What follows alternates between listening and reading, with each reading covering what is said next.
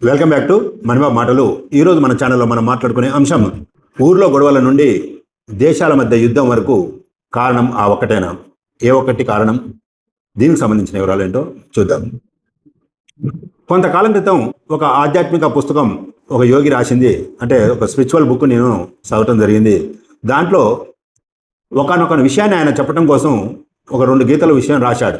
అది 2 గీతలే, కానీ ఏ సంఘటన అయినా సరే ఆ 2 గీతల ఆధారంగానే పరిశీలించడం అనేది అలవాటైంది. ఇంతకీ ఆ 2 గీతలు ఏమిటి అంటే, ఆయన చాలా సరళంగా చెప్పాడు. ప్రపంచంలో ఏ ఇద్దరి చెడ్డ వాళ్ళ మధ్యన చెడ్డ ఉద్దేశాలతోటి గొడవలు జరగటం లేదు. ప్రపంచంలో గొడవలన్నీ కూడా మంచి ఉద్దేశాలతోటే గొడవలు జరుగుతున్నాయని ఆయన సెలవిచ్చాడు. మంచి వాళ్ళు గొడవకు కారణం కావటం ఏంటి? చెడ్డవాళ్ళు కదా గొడవలు పెట్టుకునేది.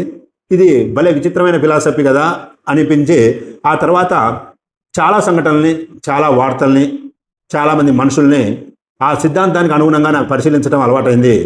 దాని తర్వాత 90% కూడా ఆ యోగి చెప్పింది అంగీకరించాల్సిన విషయమే. ఉదాహరణకి, నువ్వు ఒక మంచి భారతీయుడు అయితే ఒక మంచి పాకిస్తాన్ వాళ్ళతోటి నీకు వైరుధ్యం ఉంటుంది. నువ్వు ఒక మంచి హిందువు అయితే మంచి ముస్లిం తోటి నీకు వైరుధ్యం ఉంటుంది. నువ్వు ఒక మంచి పోలీస్ ఆఫీసర్ అయితే ఒక మంచి నక్సలైట్ తోటి నీకు వైరుధ్యం ఉంటుంది. మీరు ఎక్కడైనా చూసుకోండి, ఎవరో మామూలు లంచాలు వసూలు చేసి బద్ధకంగా ఉండే పోలీసు అనుకోండి, నీకు అంత పెద్ద శత్రుత్వం కూడా నక్సలైట్లతో ఉండదు. అదే ఏ సిద్ధాంతం లేకుండా ఏదో దందా చేసుకుందాం అనుకునే నక్సలైటే ఉండనుకోండి, పోలీసులతో కూడా సాధ్యమైనంత వరకు స్నేహంగానే ఉంటాడు, కానీ పెద్ద వైరీభావంతో ఏముండాడు. అంటే కమిటెడ్ నక్సలైట్కు ఒక కమిటెడ్ పోలీస్కు అంటే ఇద్దరు మంచి వాళ్ళే, కానీ గొడవ ఉంటుంది. ఒక కమిటెడ్ ముస్లింకు ఒక కమిటెడ్ హిందువుకు గొడవ ఉంటుంది. అంటే మంచి వాళ్ళ మధ్యనే వైరుధ్యం వస్తుంది అనేది చాలా సూక్ష్మంగా ఆ యోగి చెప్పడం జరిగింది.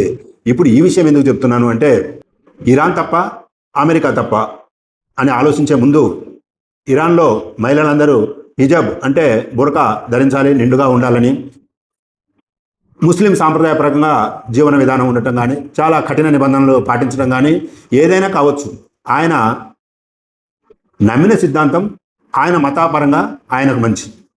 ట్రంప్ సెలవిచ్చినట్టుగా అధునాతనంగా ఉండాలి, స్వేచ్ఛగా ఉండాలి, డెమోక్రటిక్గా ఉండాలనేది ట్రంప్ పైకి చెప్పే కారణాలు కావచ్చు. సరే, యుద్ధానికి చమురు నిల్వల మీద కన్నేయటం, ఆధిపత్యంతో ప్రపంచం మీద దురాక్రమణ చేయటం, ఇలాంటి అంతర్గత కారణాలు ఎన్నున్నా పైకి వాళ్ళు చెప్పేది మాత్రం ఇద్దరు కూడా సదుద్దేశాలతోటే ఉన్నారు. ఎవరు కూడా దురుద్దేశాలతో లేరు. అంటే ఎవరి పరంగా వాళ్ళు, ఎవరి దేశం పరంగా వాళ్ళు, ఎవరి ప్రజల పరంగా వాళ్ళు మంచి ఉద్దేశాలతోటి ఉండి యుద్ధం చేస్తున్న పరిస్థితి. ఇది ఇంకా దేశాల మధ్య చెప్తే కొంచెం కన్ఫ్యూజన్గా ఉండొచ్చు, కానీ మామూలుగా వ్యవహారికంగా చూద్దాం. కొంతకాలం క్రితం నాకు తెలిసిన వాళ్ళు ఒక అబ్బాయి అమ్మాయి ఉన్నారు. వాళ్ళు ప్రేమించుకున్నారు. తర్వాత ఆ అమ్మాయికి స్నేహితురాలు ఇంకొకళ్ళు ఉంటే ఈ అబ్బాయి పోయి ఆ అమ్మాయి స్నేహితురాలను కూడా ప్రేమించారు. కొన్నాళ్ళ తర్వాత కాలక్రమంలో ఏం జరిగిందంటే, ఈ ముందు ప్రేమించుకున్న వాళ్ళ ఆ అమ్మాయి కూడా నా ఫ్రెండ్ని ప్రేమించడం ఏందనేది గొడవ అలా ఉంచేసి ఆ అబ్బాయికి పరిచయం ఉన్న ఇంకొక వ్యక్తిని ప్రేమించింది. కథ ఎంతవరకు వచ్చేసింది అంటే, నువ్వు బేకారు, నేను బేకారు, నీది తేనాలే, నాది తేనాలే, నన్ను నువ్వు తప్పు పట్టేది లేదు, నేను తప్పు పట్టేది లేదు. ఇప్పుడు అనుకోండి, ఎవరి పెళ్లి వాళ్ళకైనా ఎవరి జీవితాల వాళ్ళకైనా అంతా ప్రశాంతం. అంటే ఇద్దరు చెడ్డ వాళ్ళ మధ్యన, ఒక రాంగ్ రిలేషన్ మధ్యన ఎలాంటి గొడవలు లేవు. దీంట్లో ఒక్కసారి ఆలోచించండి, ఒక్కళ్ళు మంచి వాళ్ళు అనుకోండి, ముందు ప్రేమించుకున్న జంటలో అమ్మాయి మంచిదే అనుకోండి, మా ఫ్రెండ్ నువ్వెట్లా ప్రేమిస్తావని చెప్పేసి గొడవ పెట్టుకోవటమో, ఊరు పెట్టుకొని సావటమో, ఏదో జరిగేది. ఒకవేళ అబ్బాయి మంచోడు, అమ్మాయి చెడ్డదై ఉండి వేరే వ్యక్తిని ప్రేమించింది అనుకోండి, ఆ అబ్బాయి యాసిడ్ దాడులకు పాల్పడటమో లేకపోతే ఇంకా ఏదో ఒక నెగిటివ్ సంఘటన జరిగేది. అంటే ఇద్దరు మంచి వాళ్ళైనా, ఒకళ్ళు మంచి వాళ్ళే ఒకళ్ళు చెడ్డ వాళ్ళైనా ఏదో ఒక గొడవ జరిగేది, ఏదో ఒక సంఘటన జరిగేది. ఇప్పుడు ప్రశాంతంగా ఎవరి మానాన వాళ్ళ జీవితాన్ని సాదాసీదాగా బతుకుతున్న పరిస్థితి. పైగా ఎవరికెవరు శత్రువులు లేరు, ఎవరికెవరు మిత్రులు లేరు. ఆ యోగి రాసిన ఆ 2 గీతల సిద్ధాంతాన్ని ఈ జంటను గమనించడంతో నాది అయిపోలేదు. ఇంకా కొంతకాలం క్రితం మా ఊళ్ళో మాల వేసుకున్న ఒక భక్త బృందాన్ని గమనించడం జరిగింది. అందరూ మాల వేసుకున్న వాళ్ళే, అందరూ స్వాములే, అందరూ ఒక దైవిక భక్తిలో ఉన్నవాళ్ళే. కానీ వాళ్ళకే ఏదో మేము ఎక్కువ, మేము తక్కువ, మా గ్రూప్ ఎక్కువ, మీ గ్రూప్ తక్కువ అని చెప్పి తీవ్రస్థాయి పోట్లాట పెట్టుకునే స్థాయిలో, పేపర్లో వార్తలు వచ్చే స్థాయిలో గొడవలు పట్టడం జరిగింది. మనం ఒక్కసారి ఆలోచిస్తే నిజంగా ఈ స్వాములు చెడు అని చెప్పలేము, ఆ స్వాములు చెడు అని చెప్పలేము. ఎందుకంటే సన్మార్గంలో ఉండాలనే మాల వేసుకొని ఉన్న వాళ్ళు ఈ లోక ప్రపంచంలో ఉన్న రకరకాలైన చెడు ప్రభావాలకు కొంత దూరంగా ఉందామని చెప్పి మాల వేసుకొని ఉన్నవాళ్ళు. అంటే బేసికల్గా అందరూ సద్భావనతోటి ఉన్న వాళ్ళే. కానీ అందులో నేను ఎక్కువ సద్భావన అనే చెప్పేవాడు, లేకపోతే నేనే ఎక్కువ సద్భావన అని చెప్పో ఒక గొడవ. అదే కాదు, వామపక్ష పార్టీలను చూసుకోండి, బూర్జువా పార్టీలను చూసుకోండి.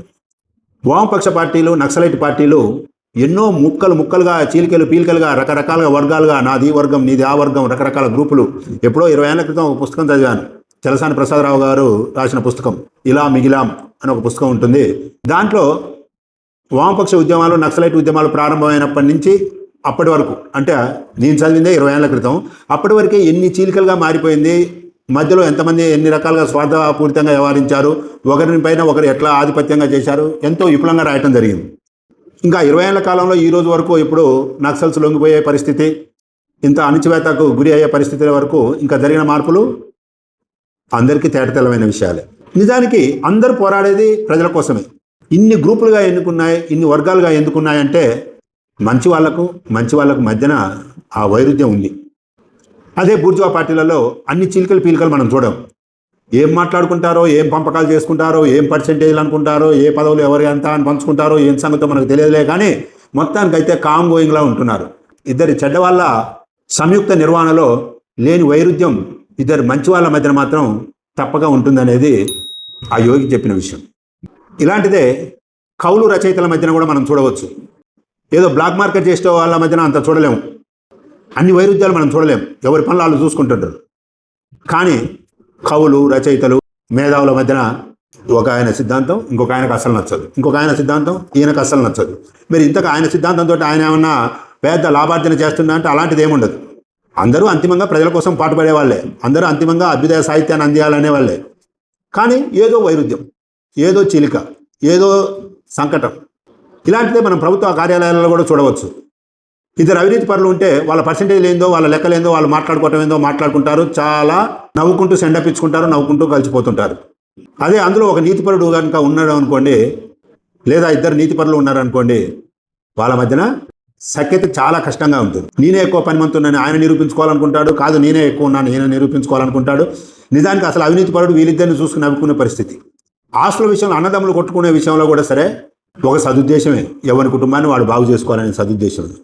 అంటే ప్రపంచంలో ఏ ఇద్దరు గొడవ పడుతున్నా, దేశాలు గొడవ పడుతున్నా, వ్యక్తులు గొడవ పడుతున్నా సదుద్దేశాలతోటే గొడవ పడుతున్నారు, దురుద్దేశాలతోటి కాదు అనేది ఆ యోగి చెప్పిన విషయం. మరి ఇది కరెక్టా కాదా అనే విషయంలో ఎన్నో సంఘటనలు, ఎన్నో వార్తల్ని నిత్యం పరిశీలిస్తున్నాం. అయితే ఇది 90% వరకు కరెక్ట్ అనేది నేను భావిస్తున్నాను. ఒక 10% మాత్రం దీనికి అతీతంగా ఉన్న విషయాలు కూడా ఉన్నాయి. ఏంటిదో మీరు కామెంట్ బాక్స్లో తెలియజేస్తే సంతోషం. Thank you for watching. మరో ఆసక్తికరమైన అంశంతో మళ్ళీ మీ ముందుకు వస్తాను. ఈ వీడియోపై మీ అభిప్రాయాలు తెలుపుతారని ఆశిస్తున్నాను.